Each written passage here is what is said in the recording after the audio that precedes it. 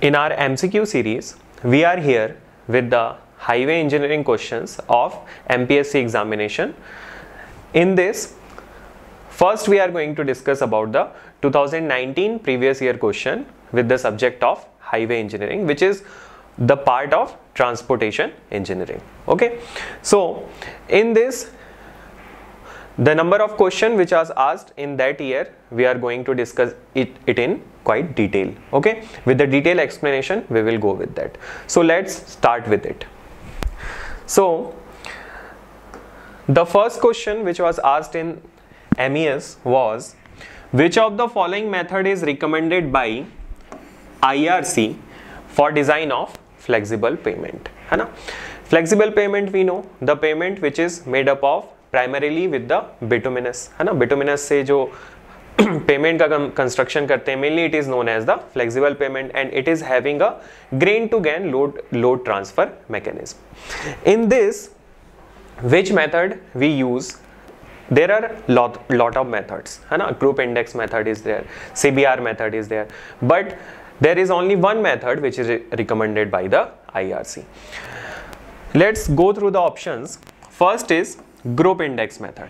देखिए, एक group index method हमें जो रिकमेंड की जाती है जो कि प्लास्टिसिटी इंडेक्स, लिक्विड लिमिट और सीव एनालिसिस पे बेस्ड है ना. इस मेथड का ड्रॉबैक ये हो जाता है कि यहाँ पे किसी भी तरीके से मटेरियल की क्वालिटी को लेकर के डिफरेंशिएट वो मेथड नहीं करती है. यहाँ पे हमारा जो रिजल्ट है वो पूरे तरीके से किस पे बेस्ड है, सीव एनालिसिस पे, है ना. और इस सीव एनालिसिस के बेसिस पे गुड क्वालिटी ऑफ मटेरियल और बैड क्वालिटी ऑफ मटेरियल को वो डिफरेंशिएट नहीं करती है. इसलिए ग्रुप इंडेक्स मेथड जो है वो बहुत ही कम यूज की जाती है. इसके बाद है हमारे पास एक वेस्टर्न घाट मेथड. वेस्टर्न घाट मेथड में क्या है, ये जो मेथड है ये यूज की जाती है रिजिड पेमेंट के डिजाइन के लिए. और रिजिड पेमेंट के डिजाइन में स्ट्रेस कैलकुलेशन हम करते हैं. स्ट्रेस कैलकुलेशन में जैसे हमारा जो रिजिड पेमेंट होता है it is made up of the slab के फॉर्म में हम इसका कंस्ट्रक्शन करते हैं. तो इसके कॉर्नर में, एज में, ओके, और इनसाइड हम लोडिंग की कैलकुलेशन, स्ट्रेस की कैलकुलेशन करते हैं.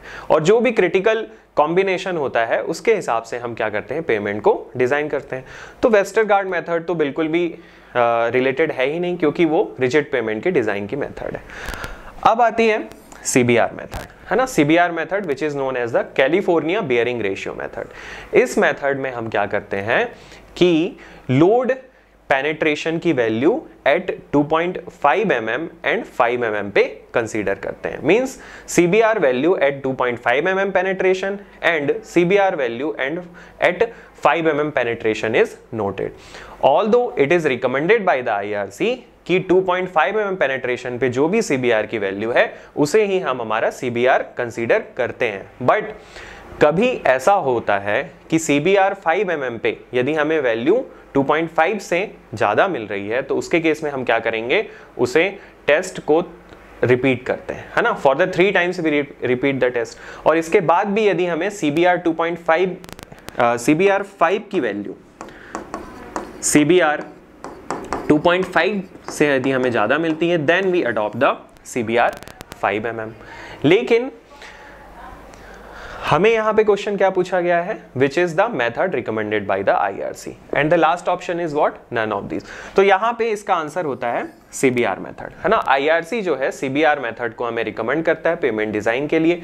ग्रुप इंडेक्स मेथड का हमने ड्रॉबैक बताया हुआ आपको. और वेस्टर्न घाट मेथड क्या है, रिजिड पेमेंट के डिजाइन के लिए यूज की जाती है. सो CBR method is used for the design of flexible pavement and it is recommended by the IRC. So the answer for this question is C. Okay, so we'll move towards the next question and it is, in case of payment design, है ना, in case of payment design there is match the following kind of question. It is match the list type of carriageway and second is lane distribution factor. Okay, so lane distribution factor हमें given है और type of carriageway को लेकर के, और जो भी उसकी लेन डिस्ट्रीब्यूशन फैक्टर की वैल्यू है वो हमें यहाँ से फाइंड करना है ना. तो लेन डिस्ट्रीब्यूशन फैक्टर क्या है, basically the part of highway which is used by a vehicle is only considered in the calculation of design traffic, है ना। डिजाइन ट्रैफिक हम फाइंड करते हैं, डिजाइन ट्रैफिक फाइंड करने के लिए हमारे पास एक फॉर्मूला होता है 365 into a into 1 plus r to the power n minus 1 divided by r, है ना, where r is what, the growth rate of the traffic, which is considered as 5% as per IRC revised edition, है ना, and the earlier edition, in the earlier edition it was 7.5% traffic growth rate was considered. अब क्या है कि ये जो हम design traffic calculate करते हैं इसमें हम दो फैक्टर्स को मल्टीप्लाई करते हैं, एक होता है लेन डिस्ट्रीब्यूशन फैक्टर और एक होता है व्हीकल डैमेज फैक्टर। ओके, तो ये जो लेन डिस्ट्रीब्यूशन फैक्टर की हम बात कर रहे हैं इसको लेकर के हमारे पास यहाँ एक क्वेश्चन गिवन है ना, और जो भी हमारा लेन डिस्ट्रीब्यूशन फैक्टर है उसके करस्पॉन्डिंग ही हम डिजाइन ट्रैफिक फाइंड करते हैं और हमारे किसी भी रोड सरफेस को डिजाइन करते हैं। तो अब देखिए यहां पे हमारे लिए सबसे पहला ऑप्शन गिवन है undivided roads with 2 lane carriageway, means there is a undivided road. Okay, undivided road for the A option, road is undivided, okay, with 2 lane carriageway, 2 lane carriageway, 1 lane, second lane. For the B, undivided road with single lane carriageway, undivided road with single lane है इसके case में, है ना। अब देखिए जो हमारे पास है C ऑप्शन के केस में है divided carriageway with 4 lanes each, divided carriageway with 4 lanes each having the 4 lanes, 1 2 3 4, 1 2 3 and 4. Okay, so these are the 4 lanes divided carriageway, ये पूरे तरीके से divided है और it is having a 4 lanes each. और जो फोर्थ हमारे पास ऑप्शन है that is what, that is the undivided road with 4 lane carriageway. अब ये रोड क्या है, अनडिवाइडेड है ना, और यहाँ पे क्या है 4 लेन है। तो इन पर्टिकुलर केसेस में हमें लेन डिस्ट्रीब्यूशन फैक्टर की वैल्यू जो है इसके हिसाब से फाइंड करनी है। तो देखिए सबसे पहला केस क्या है हमारा, undivided road with 2 lane carriageway. इसके केस में हम जो वैल्यू कंसीडर करते हैं that is itself 0.75। Undivided road with single lane carriageway, है ना, undivided road with single lane carriageway के केस में भी जो वैल्यू है वो 1 ही होती है। Divided carriageway with 4 lane each, और डिवाइडेड कैरेजवे जो कि 4 लेन है उसके केस में हम वैल्यू कंसीडर करते हैं 0.45, and in the case of fourth which is undivided road with 4 lane carriageway value is considered as 0.40। मतलब यहाँ ऑप्शन के हिसाब से उसके सामने के ही सारे ऑप्शन जो है वो करेक्ट है ना। So as per the options given in the question it is 1 2 3 4, so correct answer is B. ठीक है, इस क्वेश्चन के लिए करेक्ट आंसर जो है वो बी हो जाता है। अब देखिए नेक्स्ट क्वेश्चन है as per current viscosity graded bitumen specifications in India, the absolute viscosity of bitumen using vacuum capillary tube, okay, viscometer is determined at, है ना। और यहाँ पे हमें IS 73 2006 का जो थर्ड रिवीजन है उसके हिसाब से हमें जो है आंसर बताना है कि क्या है ना। तो इसमें क्या है, 2 केसेस होते हैं, एक होता है जब हम एब्सोल्यूट विस्कोसिटी फाइंड करते हैं और दूसरा होता है जब हम डायनामिक विस्कोसिटी फाइंड करते हैं बिटुमिन के लिए। तो बिटुमिन क्या है, bitumen is a kind of material which is used in the flexible pavement as a wearing course, हम इसे यूज करते हैं। तो इसके लिए बहुत सारे टेस्ट परफॉर्म किए जाते हैं बिटुमिन के लिए, viscosity test, float test, penetration test, ring ball test, specific gravity test, ductility test, softening point test, है ना। There are lot of test which is performed for the bitumen, उन्हीं में से एक होता है विस्कोसिटी। तो बिटुमिन की विस्कोसिटी के लिए जब हम ये टेस्ट परफॉर्म करते हैं तो जब हम एब्सोल्यूट विस्कोसिटी की बात करते हैं तब हम इसे फाइंड करते हैं at the temperature of 60 degree Celsius, and when we find the dynamic viscosity we find this at the 135 degree Celsius, है ना। Absolute viscosity is what, it is the resistance to the flow, है ना, जो भी liquid है उसका flow के against resistance क्या है, और काइनेमेटिक विस्कोसिटी क्या हो जाती है, resistance of the liquid flow against the gravity, है ना। तो ये जो दो टर्म है हम फाइंड करते हैं विस्कोसिटी, और ये अलग अलग टेम्परेचर पे फाइंड की जाती है। तो एक टेम्परेचर हो जाता है हमारा 60 डिग्री सेल्सियस और एक होता है 135 डिग्री सेल्सियस। अब यहाँ पे हम एब्सोल्यूट विस्कोसिटी की बात कर रहे हैं, तो एब्सोल्यूट विस्कोसिटी जो है वो 60 डिग्री सेल्सियस पे फाइंड की जाती है, और डायनामिक की यदि बात होती तब हमारा आंसर 135 डिग्री सेल्सियस हो जाता, है ना। तो यही चीज है हमारे लिए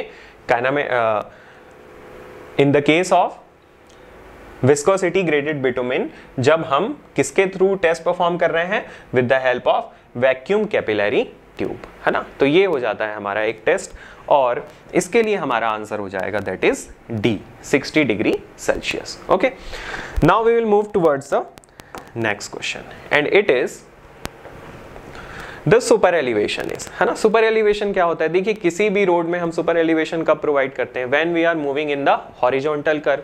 किसी भी रोड में यदि हम हॉरिजॉन्टल कर्व में ट्रेवल कर रहे हैं तो क्या होता है, it is known as the inner edge of the road, it is known as the outer edge of the road. So outer edge of the road is lifted with respect to the inner edge, मतलब हम यहाँ पे इस तरीके से इसे lift कर देते हैं, समथिंग एंगल थीटा पे हमने इसे लिफ्ट प्रोवाइड कर दिया। तो इससे क्या होता है कि सेंट्रीफ्यूगल फोर्स जो है वो हमारा क्या होता है, काउंटर बैलेंस हो जाता है, और ड्रेनेज में भी ये हमें हेल्पफुल होता है इन the case of horizontal curve. अब क्या हुआ, हमने इसे जो है प्रोवाइड कर दिया सुपर एलिवेशन। तो ये सुपर एलिवेशन को लेकर के हमें क्वेश्चन है कि the super elevation is directly proportional to velocity of vehicles, inversely proportional to the velocity of vehicles, directly proportional to width of pavement, inversely proportional to width of pavement, है ना। अब देखिए सुपर एलिवेशन के case में जब हम formula discuss करते हैं, so formula is given by E plus mu is equals to V square by GR, where mu is what? Mu is the lateral coefficient of friction which is acting along the width of the road. Okay, E is what? E is the super elevation. V is what? V is the velocity of the vehicle. G, we all know acceleration due to gravity, and R is what? It is the radius of curve, है ना। अब देखिए यहाँ पे as per the options हम जाते हैं, जैसे हम एक और केस डिस्कस करते हैं जिसे हम कहते हैं equilibrium super elevation, when the whole super elevation force is balanced by the impact factor only, है ना। तब उसके केस में क्या होता है कि E is equals to what, V square by GR, है ना। हमारा यहाँ पे लेटरल फ्रिक्शन को हम कंसीडर नहीं करते, whole the super elevation, whole the centrifugal force is counter balanced by the super elevation only, है ना। there is no role of the lateral friction in that case, so it is known as the equilibrium super elevation। इस तरीके से भी हम इसे define करते हैं। अब यहाँ पे हमें कहा गया है कि ये directly proportional velocity of vehicle के हैं या इनवर्सली प्रोपोर्शनल, तो इनवर्सली प्रोपोर्शनल तो ये बिल्कुल भी नहीं है ना। विड्थ ऑफ द पेमेंट की जब हम बात करते हैं तो विड्थ ऑफ द पेमेंट का भी हमारे इसमें किसी तरीके से रोल नहीं है, सो it is obviously answer is A, which is directly proportional to the velocity of the vehicle, है ना। velocity of the vehicle के ये directly proportional होगा। sometimes question can be asked like it is directly proportional to the square of the velocity of the vehicle, it is directly proportional to the velocity of the vehicle. In that case the correct answer will be square of the velocity of the vehicle, but here as per the option provided we have to choose the most appropriate one, and it is what? It is the directly proportional to the velocity of the vehicle, है ना। Width के हिसाब से super elevation में variation जो है होता है, but here velocity is more important factor than this. Okay, so answer is directly proportional to the velocity of the vehicle. And the next question is match the pair, है ना। Match the pair again it is again the question is related to the bitumen only, and it is for penetration test, plate bearing test, CBR test, abrasion test, bitumen, soil subgrade, aggregate, है ना, mix of all the things। okay, bitumen, soil subgrade and abrasion test। अब देखिए यहाँ पे हम bitumen में जो test perform करते हैं उनमें से एक टेस्ट होता है पेनिट्रेशन टेस्ट, है ना। और ये पेनिट्रेशन टेस्ट में क्या होता है कि एक बिटुमिन का हम सैंपल ले लेते हैं और यहाँ पे इसे 100 ग्राम ऑफ लोड जो है इस पे अप्लाई किया जाता है, ठीक है। इस 100 ग्राम के लोड को अप्लाई करते हैं हम, ये हमारा पूरा फील्ड है बिटुमिन से, और 5 सेकेंड के बाद, है ना, इसको 5 सेकेंड के लिए हम छोड़ देते हैं और जितना भी इसमें पेनिट्रेशन हुआ, ठीक है, जितना भी पेनिट्रेशन हो जाता है इस 100 ग्राम लोड की वजह से आफ्टर 5 सेकेंड्स, वो हम नोट कर लेते हैं, ठीक है। तो इससे हम बिटुमिन का ग्रेड डिफाइन करते हैं, है ना। You have heard about the 80/100, 30/40, है ना, 60/70, ये बिटुमिन का ग्रेड हम इसी पेनिट्रेशन टेस्ट से जो है डिफाइन करते हैं, तो उसी को लेकर के यहाँ पे बात की गई है। अब है प्लेट बियरिंग टेस्ट, है ना। प्लेट बियरिंग टेस्ट क्या है, ये भी हमारे सॉइल मटेरियल के लिए हम करते हैं, क्योंकि हमारे फ्लेक्सिबल पेमेंट की सबसे नीचे की लेयर, है ना, the layer at the bottom most point is what, the soil subgrade, जिसे हम कॉम्पैक्शन करके प्रिपेयर करते हैं रोड कंस्ट्रक्शन के लिए। तो उस लेयर की जब हम बात करते हैं तो वहां पे हम plate bearing test which is done with the help of 75 centimetre diameter of the plate, है ना, 75 सेंटीमीटर डाया ऑफ प्लेट की हेल्प से हम करते हैं। Sometimes if it is not available 30 centimetre, 45 centimetre, 60 centimetre dia of plate is also used, और फिर जो भी कन्वर्जन फैक्टर है वो हम अप्लाई कर देते हैं, है ना। तो उसी प्लेट बियरिंग टेस्ट को लेकर के यहाँ बात है। उसके बाद है हमारा CBR टेस्ट। CBR टेस्ट हमने फर्स्ट क्वेश्चन में ये इसे एक्सप्लेन किया हुआ था, which is recommended by the IRC for the design of flexible pavement.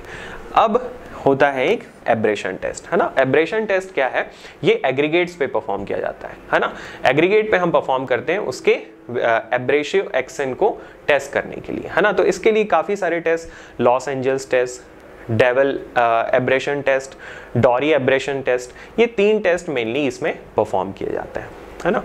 क्योंकि कोई भी एग्रीगेट क्या है, कोई भी एग्रीगेट जो है वो बिटुमिन के साथ बॉन्ड फॉर्मेशन करता है और व्हीकल इनके ऊपर ट्रेवल करते हैं, so it is expose to the wear and tear action. इसलिए हमें इसकी एब्रेसिव एक्शन को लेकर के जानकारी होनी चाहिए। That's why we perform the abrasion test in case of aggregates. अब यहाँ पे हमें बताना है कि इनके लिए करेक्ट ऑप्शंस क्या हो जाते हैं, ठीक है। तो एब्रेशन टेस्ट की जैसे हमने बात की, तो ये किसके लिए परफॉर्म हो जाता है, सिंपल सी बात है, स्टोन्स के लिए। CBR test is what, CBR test is penetration test for highway material, है ना। ये हाईवे मटेरियल के लिए एक तरीके का पेनिट्रेशन टेस्ट है। Plate bearing test, modulus of subgrade reaction we find with the help of this, okay. And penetration test is what, it is hardness or softness of bitumen, hardness or softness of bitumen as we have told in this case. So the correct answer for this is 1. For A it is 2, okay, for A it is 2, for B it is 4, है ना, 2 4, here is also 2 4. Abrasion test is 1, for D it is 1, so answer is B in this case, okay. Correct answer is B in this case. I hope it is clear to all of you. Now we will move towards the next question, and it is, which of the following statement is are correct? Means there can be only one correct statement or there can be multiple correct statement in this case. So see, penetration test on bitumen is carried out at 27 degrees Celsius. Ductility test on bitumen is carried out at 27 degrees Celsius. In softening point test on bitumen, rate of increase of temperature is 2 degree Celsius per minute.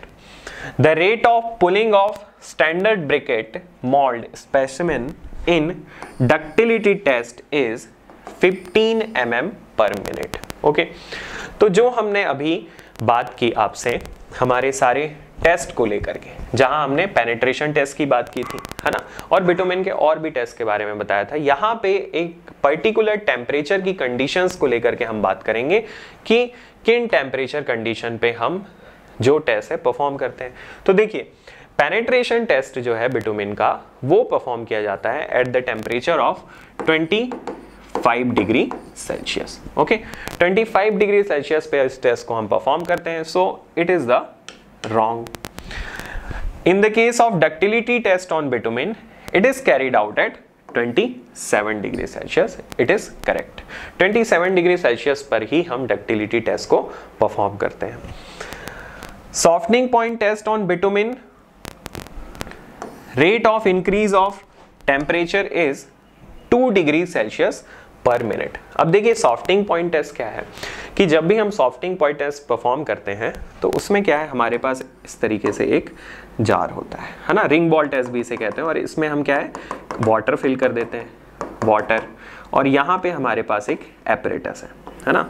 अब इस apparatus में क्या है, यहाँ पे whole होते हैं और इसमें हम फिल कर देते हैं बिटुमिन, और इसके ऊपर एक स्टील की बॉल होती है, यहाँ पे भी सिमिलरली, और एक थर्मामीटर लगा देते हैं जिससे हम टेम्परेचर को मेजर कर सकें, है ना। सॉफ्टनिंग पॉइंट टेस्ट से हमें ये पता चलता है कि किस टेम्परेचर पे जो बिटुमिन है वो फ्लो करने लगेगा, है ना। बिकॉज यदि कहीं पे टेम्परेचर मैक्सिमम जो है 55 डिग्री या 60 डिग्री तक पहुंच जाता है तो हमें पता होना चाहिए कि what is the softening point, तब हम वहां पे क्या है, बिटुमिनस रोड कंस्ट्रक्शन नहीं करेंगे, और if we are constructing that kind of road, so we will use a better quality of bitumen which is capable of bearing that much of temperature.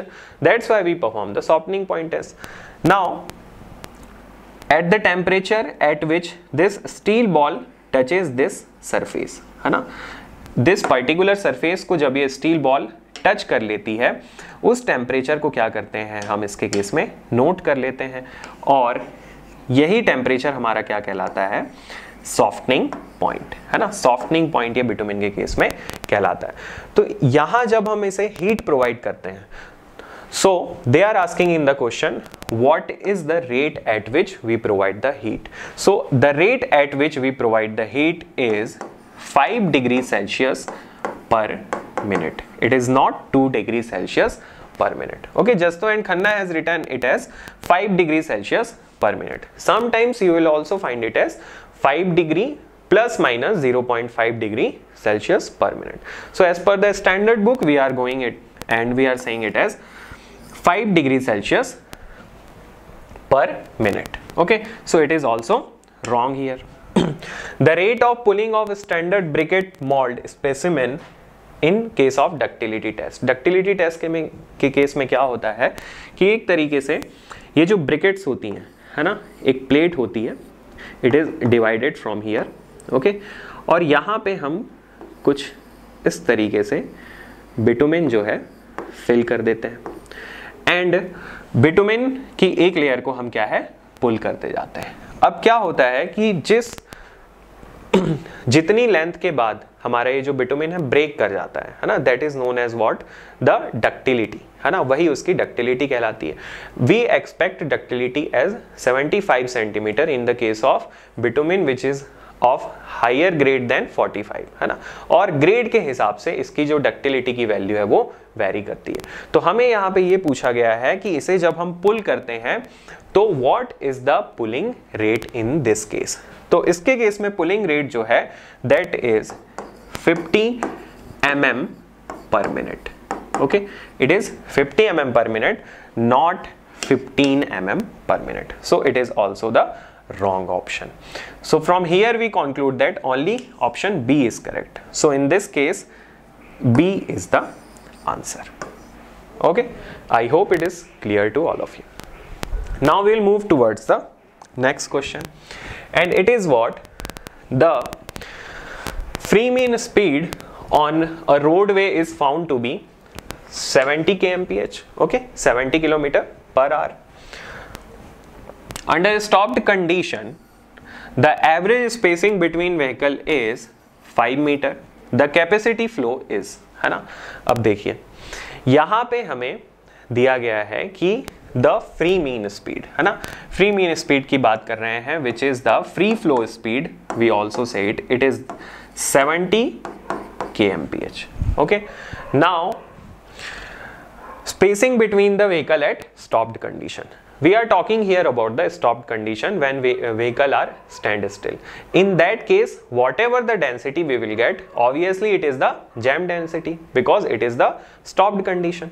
So stopped condition के case में हमें यहाँ पे सबसे पहले तो जैम डेंसिटी फाइंड करनी होगी, क्योंकि हमें क्या कहा गया है, कैपेसिटी फ्लो है ना. तो capacity flow is what, Q is equals to VF KJ by 4 we know है ना. With the help of Greenshields theory है ना, with the help of Greenshields theory हम इसे फाइंड कर लेते हैं.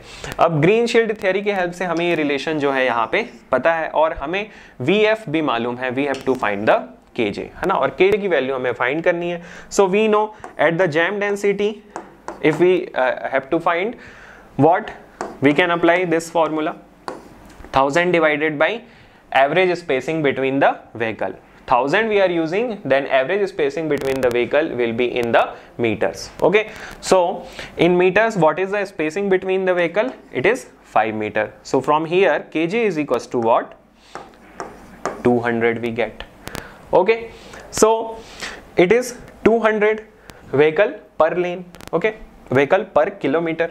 So now it is VF kj by 4. So Q capacity flow is equals to 70 into 200 divided by 4.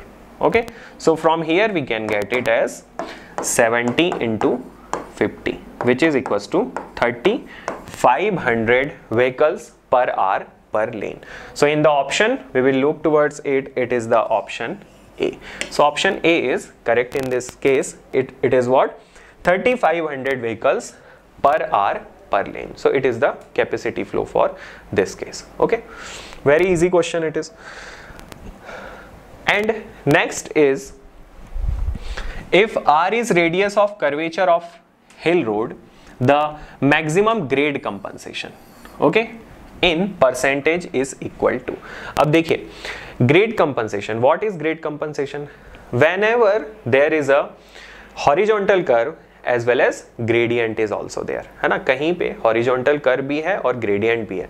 तो इसकी वजह से क्या होता है, एक horizontal curve भी है और gradient भी है, व्हीकल की पुलिंग पावर क्या है, रिड्यूस हो जाती है. तो उस पुलिंग पावर के रिडक्शन को हम क्या करना चाहते हैं कि कम से कम रिड्यूस हो व्हीकल की पुलिंग पावर. इसलिए हम क्या करते हैं, कुछ कंपनसेट कर देते हैं ग्रेडियंट को. मतलब यदि हमने 5% ग्रेडियंट प्रोवाइड किया है तो उसे हम ग्रेड कंपनसेशन फॉर्मूले की हेल्प से 0.25%, 0.75%, 1%, 1.25%, whatever the grade compensation value we are getting, we will reduce it with that much percentage, है ना. And it is given by the two formulae used for it. And first is grade compensation is given by 30 plus R by R, and the grade compensation maximum is given by 75 by R. So here you can see that grade compensation is purely dependent upon the radius of the curve, है ना. अब क्या है, हमें यहाँ पे किसके बारे में पूछा गया है, that is about the maximum grade compensation. So in case of maximum grade compensation, we know the formula which is 75 by R. So in this case option B is correct. Okay, 75 by R. Now next, in a particular case the design gradient is 1 in 25. 1 in 25 जो है design gradient provide किया गया है. When you will convert it in the form of x percentage, you will get it as 4%. Okay, in if a horizontal curve of 100 metre radius is to be introduced on this gradient, the compensated gradient on this curve is, है ना. As we have discussed the concept of grade compensation in the previous question, here is a numerical based on it. Now see, as per the data we have provided, there is radius of the curve has been provided here. So we have to find out the grade compensation. So in this case, first what we will do, we will see what is the gradient provided in the road, and it is what, it is the 4%. Now we know that grade compensation is equals to what, 30 plus R by R. Okay, so 30 plus radius is what, 100, and it is 100. So from here what we get, we will get it as 1.3 3%. Okay. Now we have to find the maximum grade compensation also, which is 75 by R. 75 divided by 100, which is equals to 0.75%. Now the significance of the two formula is we have to find the maximum grade compensation from this and we find the grade compensation from this. Here it is indicating that as per the radius of the curve, you can provide maximum grade compensation only 0.75%. Okay, and here we are getting grade compensation as 1.3%. So we will not exceed our grade compensation more than 0.75%. Okay, if in some of the cases you will get 1.3% maximum as grade compensation and grade compensation you get 0.75. So in that case you will provide the 0.75 at the grade compensation because maximum 1.3% is permitted. But here our case is different. So we are getting here 0.75 maximum grade compensation. So in this case what we will do, we will just do it like 4 minus 0.75, which is equals to 3.25%. Okay, so in this case correct answer is D. Now here one thing is there, as per the IRC recommendation they have provided that for the grade of 4% there is no need to compensate the gradient, which means that for lesser than 4% you do not need to provide the grade compensation.